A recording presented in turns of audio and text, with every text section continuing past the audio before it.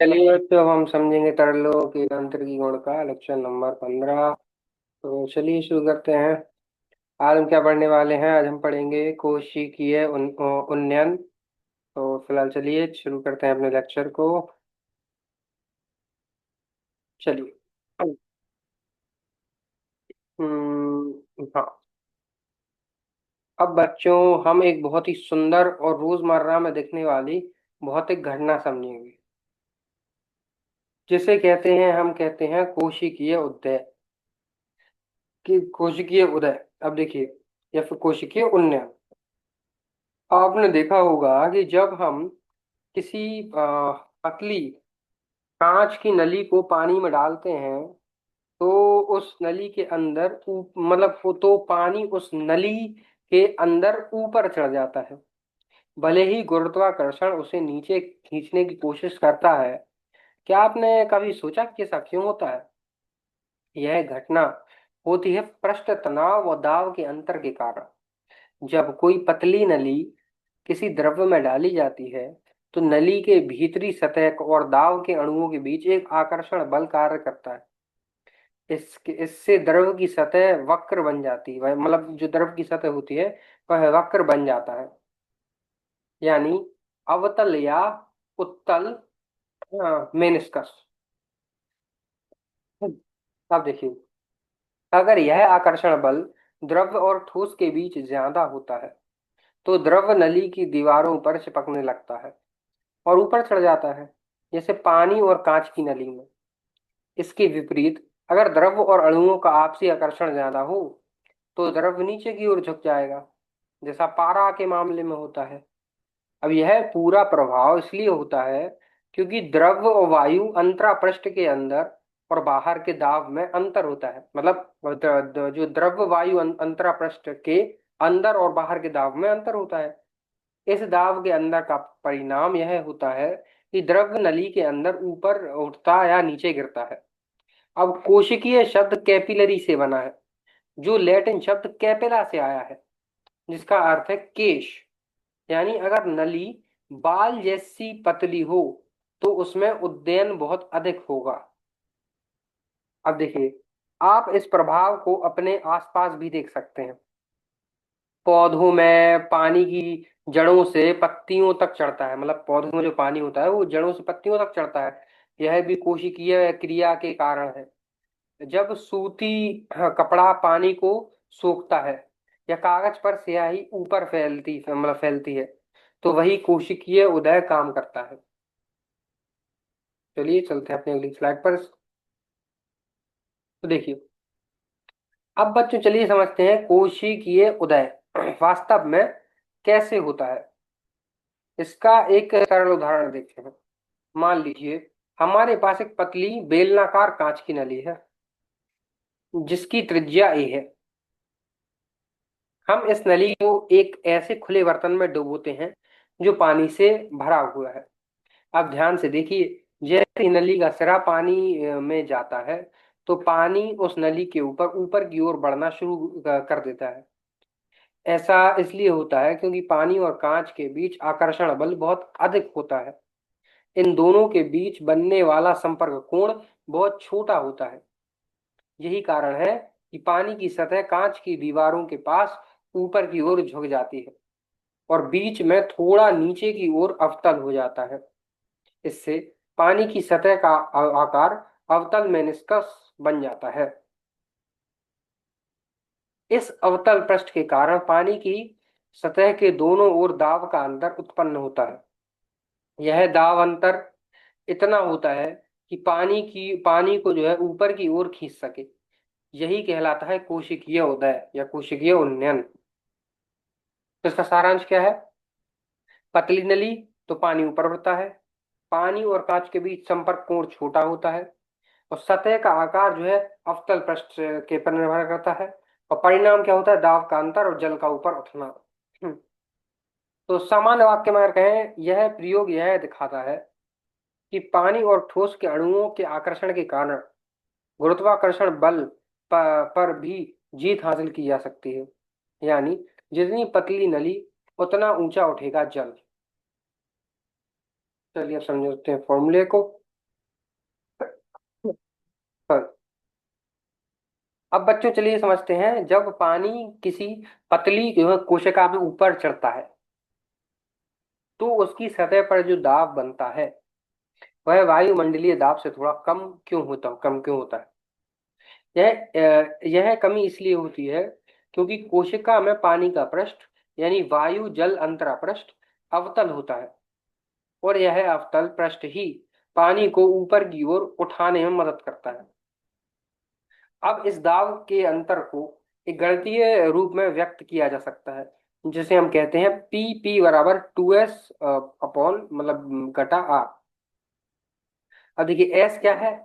पृष्ठ तनाव। आर क्या है?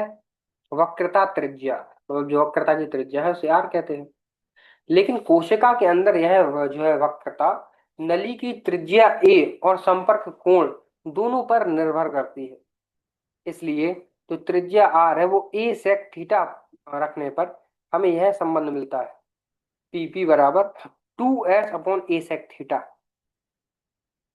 और सेक थीटा को 1 अपॉन सेक थीटा क्या होता है? Cos theta. तो हम इसको लिख सकते हैं 2s अपॉन ए कॉस थीटा।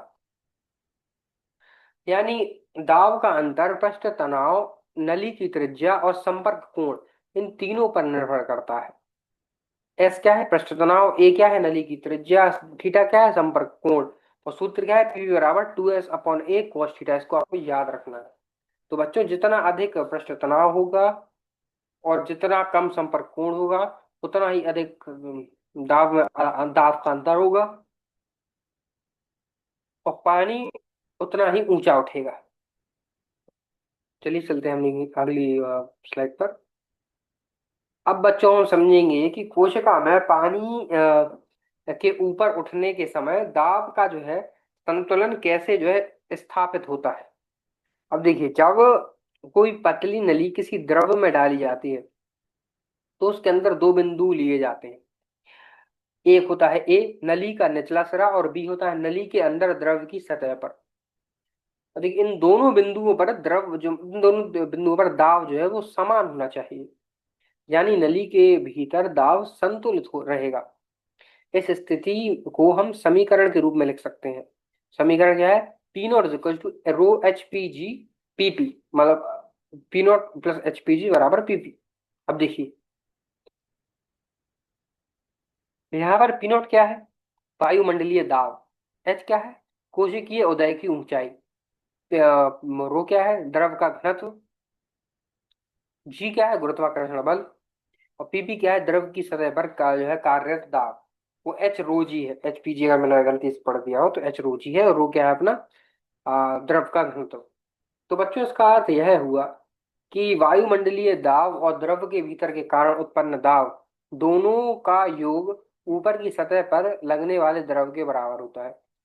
सारांश के रूप में समीकरण क्या है? P naught plus H H rho G is equal to P P. यह दाब के द्रव के अंदर दाब के संतुलन को दर्शाता है। यह संबंध बताता है कि जितनी ऊंचाई एच पर पानी उठता है वह वायुमंडलीय दाब और पृष्ठ तनाव दोनों के मेल का परिणाम है।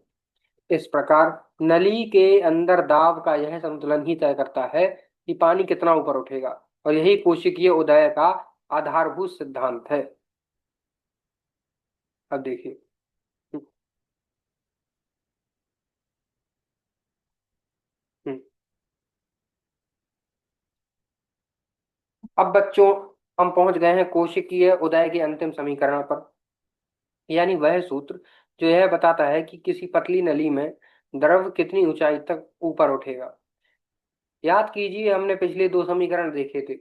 पहला था दाब का समीकरण पीपी बराबर 2s अपॉन ए कॉस थीटा, और दूसरा था दाब का संबंध P naught plus H rho G is to PP.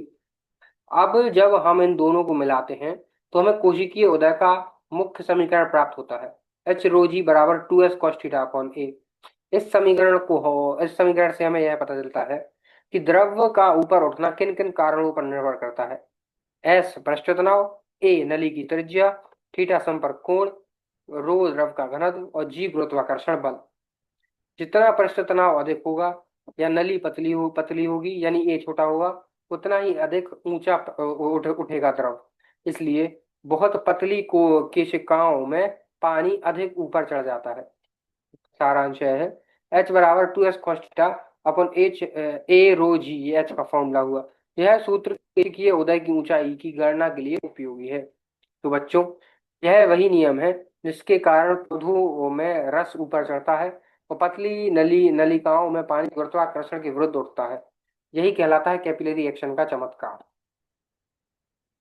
चलिए अगली स्लाइड पर। अब बच्चों चलिए समझते हैं आखिर कोशिकीय उदय क्यों होता है, यानी वह कौन सी शक्ति है जो पानी को गुरुत्वाकर्षण के विरुद्ध ऊपर उठाती है। इसका कारण है पृष्ठ तनाव। यह वह बल है जो पानी की सतह को खींचा हुआ रखता है।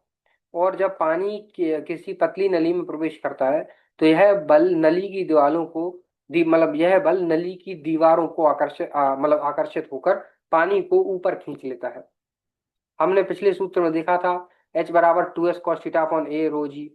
यहाँ से साफ है कि यदि नली की त्रिज्या a कम होगी तो H यानी पानी का उठना अधिक होगा। इसलिए बहुत पतली या सूक्ष्म नलियों में यह उदय कुछ सेंटीमीटर तक हो जाता है। और यही कारण है कि मिट्टी के महीन जो है रंध्रों में, मतलब जो पोर्स होते हैं, जो छेद होते हैं, या पौधों की पतली नलिकाओं में पानी बहुत ऊपर तक चढ़ जाता है। तो कोशिकीय उदय का कारण पृष्ठ तनाव होता है। नली जितनी पतली होगी उदय उतना अधिक होगा। सामान्यतः यह उदय कुछ सेंटीमीटर तक सीमित होता है। चलते हैं अगली स्लाइड पर। तो अब बच्चों चलिए रुकिए। हम्म चलिए अब बच्चों चलिए एक उदाहरण के माध्यम से केशिकीय उदय की गणना समझते हैं। मान लीजिए कि एक बहुत पतली कांच की नली ली गई है। इसकी त्रिज्या 0.05 सेंटीमीटर है, मतलब 0.05 सेंटीमीटर है, यानी 5 × 10 की घात या 10 की पावर -4 मीटर है। अब इस नली को पानी में डाला गया है और हमें यह पता लगता है कि पानी कितनी ऊंचाई तक ऊपर उठेगा। हम यहाँ उपयोग करेंगे केशिकीय उदय का मुख्य समीकरण H = 2s/ρ(Ga)। अब इस सूत्र में मान रखते हैं। एस का मान 0.073 न्यूटन पर मीटर, रो 10 की घात या 10 की पावर 3 kg/मीटर क्यूब। एक गुरुत्वाकर्षण बल हमें पता ही है 9.8 मीटर पर सेकंड स्क्वायर। ये पता ही है 5 × 10 की पावर -4। तो अब गणना करते हैं। तो वैल्यू जब रखेंगे हम सारी, तो एच हमारा निकल गया है 2.98 सेंटीमीटर। तो बच्चों इसका अर्थ यह हुआ कि 0.05 सेंटीमीटर व्यास की पतली नली में पानी लगभग 30 से 3 सेंटीमीटर तक ऊपर उठ जाएगा। यही है केशिकीय उदय का जो है प्रत्यक्ष प्रमाण कि कैसे पृष्ठ तनाव द्रव को गुरुत्वाकर्षण के विरुद्ध ऊपर उठाता है। तो अब आप यह भी समझ गए होंगे कि क्यों पौधों में महीन नलिकाओं में रस ऊपर तक पहुंच जाता है, क्योंकि प्रकृति खुद केशिकीय क्रिया का प्रयोग करती है। चलते हैं स्लाइड पर। तो अब बच्चों जल्दी चलिए समझते हैं केशिकीय उदय और द्रव के नवचंद्रक के बीच का संबंध। आपने कभी गौर किया होगा कि जब आप किसी कांच की नली में पारा डालते हैं तो उसकी सतह ऊपर की ओर उत्तल दिखाई देती है।